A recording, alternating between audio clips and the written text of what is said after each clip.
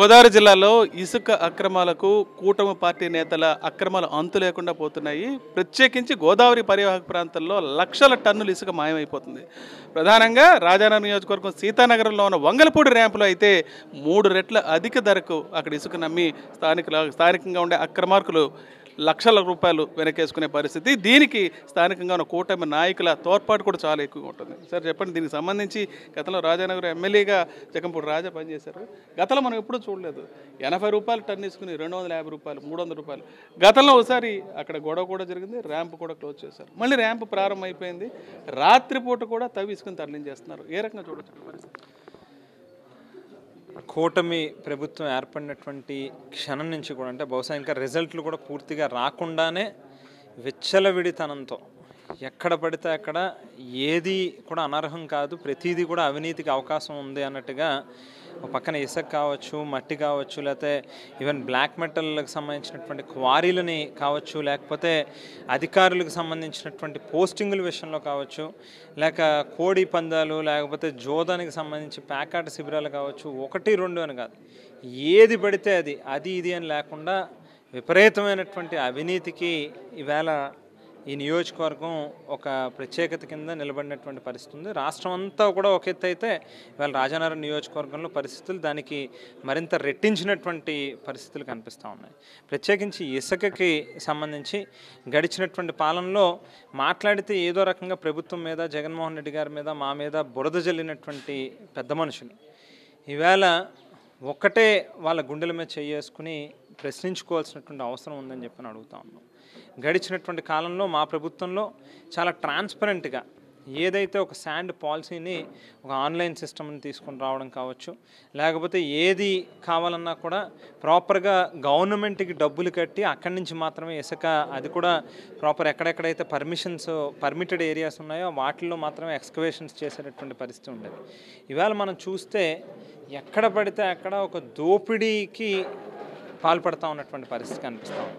ప్రత్యేకించి గడిచినటువంటి ఈ 8-9 నెలల కాలంలో రాజానగరం నియోజకవర్గం సీతానగరం మండలంలో కనుక పరిస్థితి చూస్తే ఏదో సాక్షియో లేకపోతే ఇంకొక పేపరో ఇంకో టీవీయో పక్కన పెడితే స్వయంగా తెల్లారు లెగిస్తే ఈ కూటమి ప్రభుత్వానికి బాకా ఊదేటటువంటి ఈనాడు పేపర్ను ఒక్కసారి కనుక మనం తీసి చూస్తే గడిచినటువంటి 9 నెలల కాలంలో కనీసం అంటే ఒక 90 ఆర్టికల్స్ ఉంటాయి ఏ రకంగా ఇసుక దోపిడీ జరుగుతూ ఉందనేటువంటిది. అంటే స్వయంగా వాళ్ళ పేపర్లోనే రాస్తూ ఉన్నారని అంటే ఎక్కడికి దారి తీస్తూ ఉందనేటువంటిది మనం ఆలోచన చేయొచ్చు. ఎవరైనా అడ్డు వస్తే ట్రాక్టర్తో డైరెక్ట్గా గుద్దేయడం, కౌంటర్లు పెట్టి డబ్బులు వసూలు చేసేటటువంటి కార్యక్రమం అన్నీ కూడా రికార్డెడ్గా మనం చూస్తే సింగవరం గ్రామానికి సంబంధించినటువంటి తెలుగుదేశం పార్టీ సర్పంచ్ స్వయంగా తానంతట తానే ఒక సెల్ఫీ వీడియోని కూడా రిలీజ్ చేశాడు. ఇసుక మేనేజ్మెంట్ చేస్తూ ఉన్నటువంటి ఆర్గనైజర్ దగ్గరికి వెళ్ళి, మీ కాళ్ళు పట్టుకుంటాను, దయచేసి మా దగ్గర ఇసుక ఈ స్థాయిలో తోలేస్తున్నారు, యాక్సిడెంట్లు అవుతూ ఉన్నాయి, ఇసుక కళ్ళలో పడతా ఉంది, వాటరింగ్ చేయండి అని చెప్పి అడిగినటువంటి సందర్భాన్ని కూడా మనం చూసాం. 1, 2 కాదు, ఇవాళ ఉదయం లెగిస్తే రాత్రి పగలు తేడా లేకుండా 24/7 ఇవాళ వెచ్చలవిడిగా వేల లారీల ఇసుకని ఏ రకమైనటువంటి పర్మిషన్ లేకుండా ఎంత పడితే అంత వాళ్ళకి నచ్చినటువంటి రేట్లు పెట్టి, ఒక పక్కనేమో ఉచితంగా ఇస్తున్నామని చెప్తారు. చూస్తే ఇసుక ఒక లారీ 20,000కి తక్కువ ఎక్కడైనా దొరుకుతుందా అంటే కనీసం మన చుట్టుపక్కల ఎక్కడ కూడా దొరికేటటువంటి పరిస్థితులు. సో ఈ రకమైనటువంటి దోపిడీ చేస్తూ ఉన్నారు. దీన్ని ప్రజలు గమనిస్తూ ఉన్నారు. ఒక పక్కనేమో సూపర్ 6 ఏమో అటకెక్కింది, ఈ సూపర్ దోపిడీ మాత్రం రోడ్డు మీదకి వచ్చింది అనేటువంటిది వాస్తవమైనటువంటి విషయం.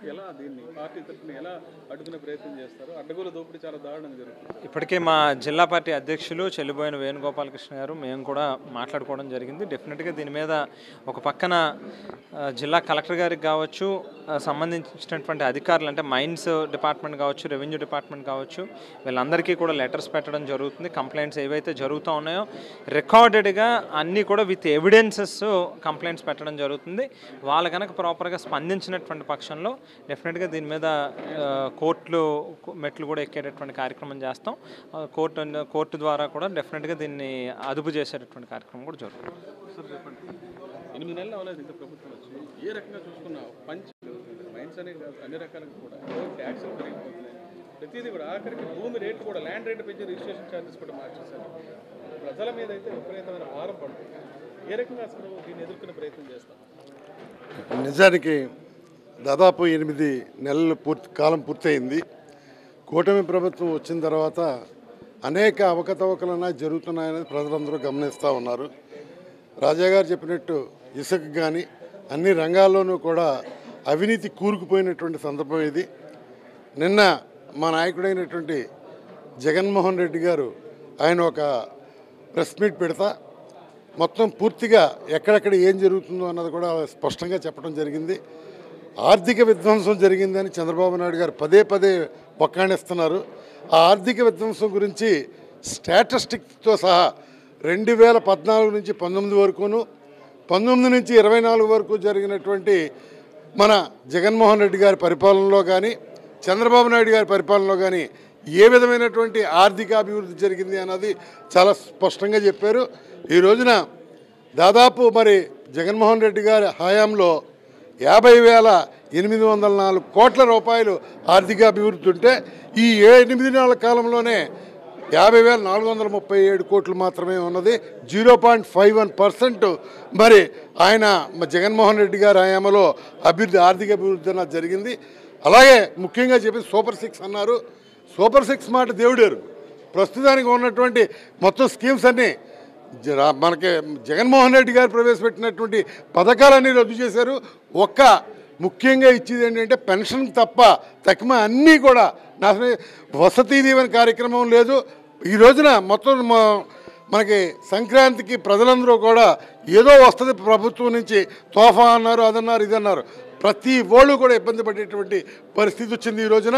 అది జగన్మోహన్ రెడ్డి గారు నిన్న స్టాటిస్టిక్స్తో సహా మొత్తం అన్నీ చెప్పడం జరిగింది. మా నాయకుడు ప్రజల్లోకి వస్తున్నారు. అదేవిధంగా మనకి ఇక్కడ రాజానగరం నియోజకవర్గంలో ఉన్నటువంటి మన జక్కంపూడి రాజా గారు ఇక్కడ రాజానగరాన్ని బలోపేతం చేయడానికి కార్యకర్తలతో సమావేశం. ఇందాక అన్నారు మీరు ఈ అన్నింటినీ ఎదుర్కొనడానికి ఏ విధమైనటువంటి ఒక ఆలోచన చేస్తున్నారు, ఒక ప్రణాళిక తీసుకుంటున్నారు అని అడిగారు. తప్పకుండా ఆయన చెప్పినట్టు రాజా గారు చెప్పినట్టు మొట్టమొదటి కలెక్టర్కి కానీ సంబంధిత అధికారులందరికీ కూడా విన్నపం ఇవ్వటం జరుగుతుంది. ఆ తర్వాత కోర్టుకు వెళ్ళటం జరుగుద్ది. అది కూడా లేట్ అవుతే ప్రజా ఉద్యమం పాట మేము పడతాం. అందరితోనూ కూడా దీని మీద దెబ్బలాడటానికి సిద్ధంగా ఉన్నామని మేము తెలియపరుస్తున్నాం. ఖచ్చితంగా నియోజకవర్గంలో జరుగుతున్న దోపిడీని అరికట్టడానికి పూర్తి స్థాయిలో ఉద్యమిస్తామని చెప్తున్నారు. ప్రధానంగా అధికారులకు చెప్పడం, వాళ్ళ మాట వినకపోతే ఎటువంటి చర్యలు చూపించకపోతే ఖచ్చితంగా న్యాయస్థానాన్ని ఆశ్రయిస్తాం, లేదంటే ఆఖరిగా తామే ఉద్యమిస్తామనే విషయాన్ని కూడా స్పష్టం చేస్తున్నారు. రాజానగర్ నియోజకవర్గం నుంచి హరీష్ ఫర్ సాక్షి న్యూస్.